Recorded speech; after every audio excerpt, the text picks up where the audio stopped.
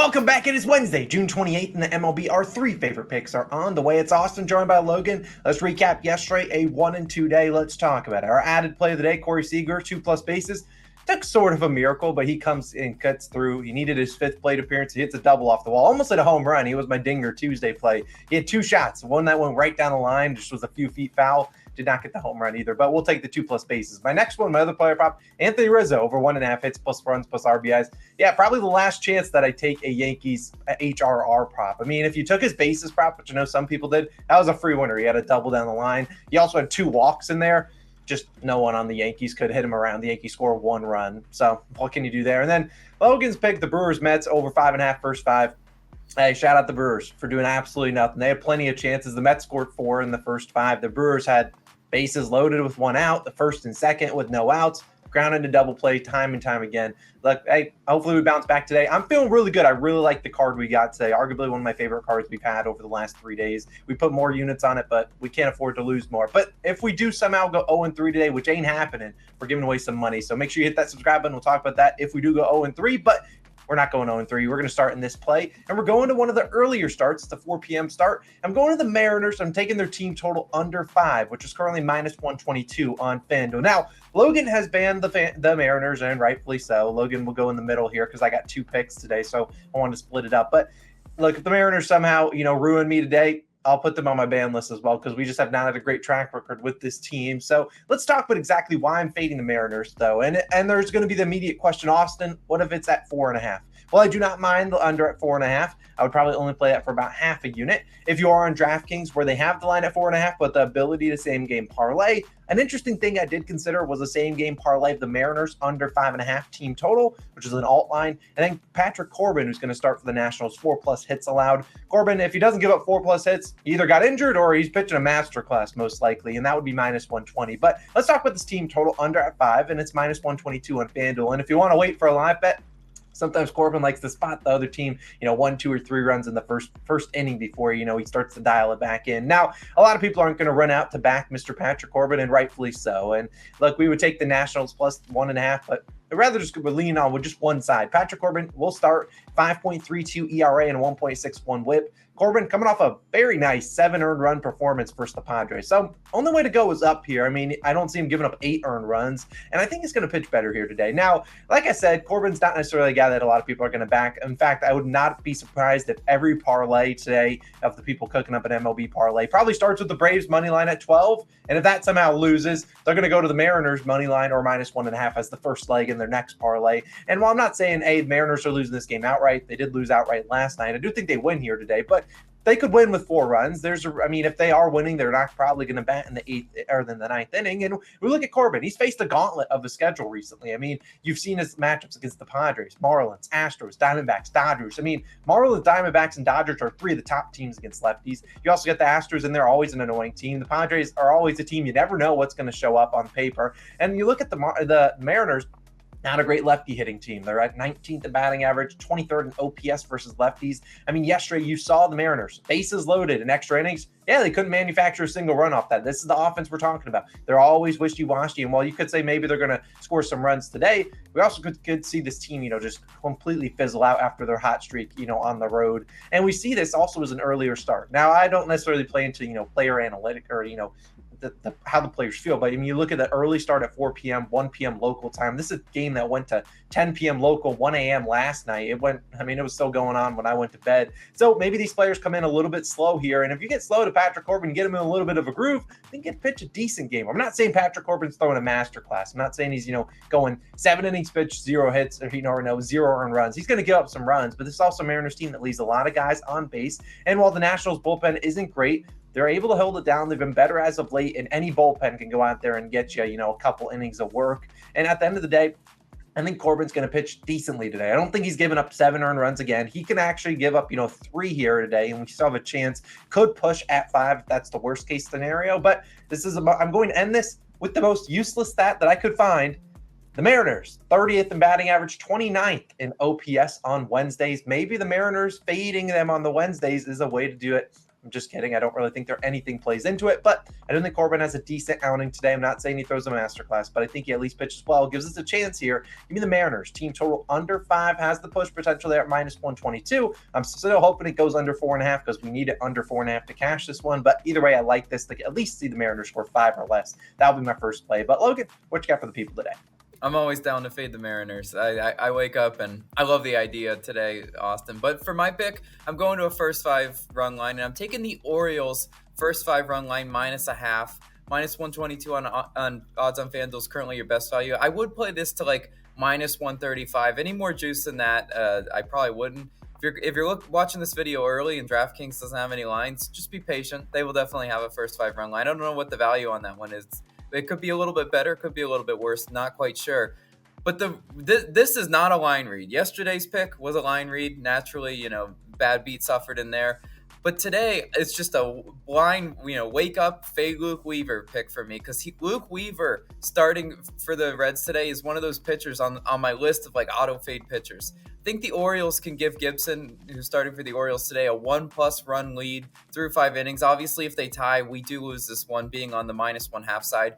But I think Kyle Gibson, who's starting today, is going to perform pretty well. 4.3 ERA and a 1.34 WHIP on the year. Gibson did me no favors in his last start. Look, 3 innings pitched, 5 earned runs. Last time Gibson started, you all remember that. It was against the Mariners. I had the under in that game. Nope, posted batting practice. Looking at his game log, though, Kyle Gibson is one of those bounce-back pitchers that I actually do trust in this spot.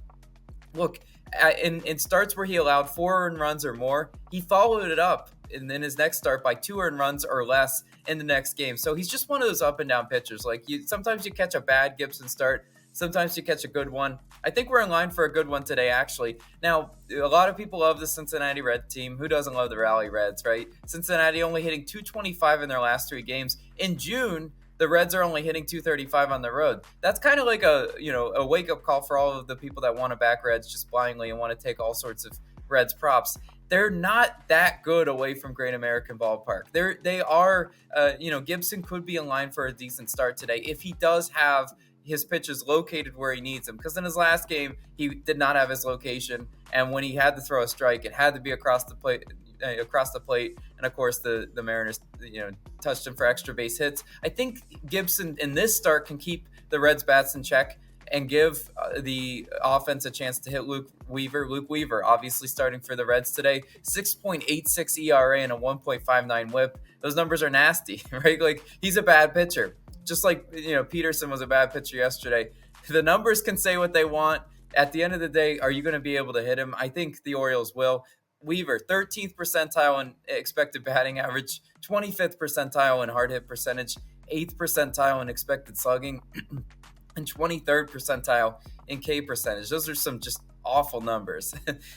If you go look at his profile on Baseball Savant, everything is the blue circle. You don't want that. Like, you just don't want that. He is really one of the worst pitchers in the league. And the Orioles are hitting .282 at home this month.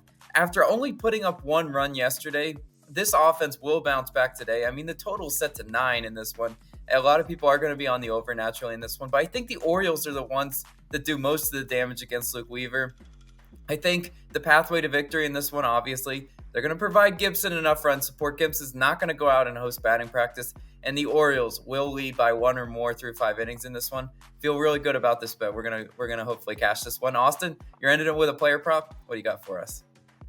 Yeah, so I'm going to a player prop in a market we really haven't touched a whole lot, and it's going to be the outs market. I'm going to give some pivots because I don't think FanDuel offers the outs prop. I'm not sure. They don't post them early, at least for what I know. Now, I'm going to go to a Mets pitcher, and it's going to be Kodai Senga to go under 17.5 pitching outs, -120 on BetMGM. Now, for people that don't know what outs are, well, at least inform you. An out, obviously, they have to get pitching outs. And in order for us to win this one, we need Kodai Senga to not pitch 6 or more innings. He can go into the 6th inning. We just need him taken out before the final 3rd out is recorded there. And if you're on BetMGM, where we're taking it here, you can take it there. You're on Caesars, take it there. DraftKings, Fliff. You can even take it on Sleeper, one of our partners too, which I always post the Sleeper parlay on our Call and our Shot Twitter. So if you want to check that out, you definitely can. But now, if you're on FanDuel, you're like, Austin, I do not have and an outs prop right now. My FanDuel pivot, which is a specific to them, it would be one of those first 5 same game parlays. I'd consider Brewers plus 2.5 first 5, and then the over 2.5 in the first 5. That's like minus 130 or so.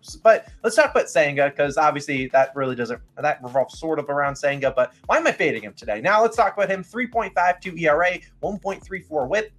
Senga is under the 17.5 outs in 8 of his 14 starts so far this season.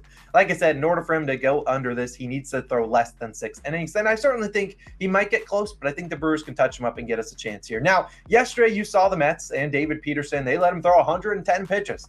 They would let him just basically throw his arm up. That's, I think, his most pitches thrown by far on this season. And they basically ran him into the ground. I think it's with the knowing that they got Senga on 4 days of rest today, which is unusual for MLB pitchers. You don't see a lot of them throw on 4 days of rest. Patrick Corbin actually throws on 4 days of rest a ton, and he's actually been pretty decent on 4 days of rest. But I feel like they gave Peterson a longer leash yesterday, knowing that they might need the bullpen for a little bit more today. I think they only used 3 relievers yesterday. And look, Senga, only 1 game so far this season with 4 days or less. Or I don't think he'll ever get less than 4 days, but he did 1 start with 4 days of rest. The man did not throw well. 2 2/3 innings pitched versus Toronto, gave up 3 earned runs, 5 walks, struggled to find the strike zone.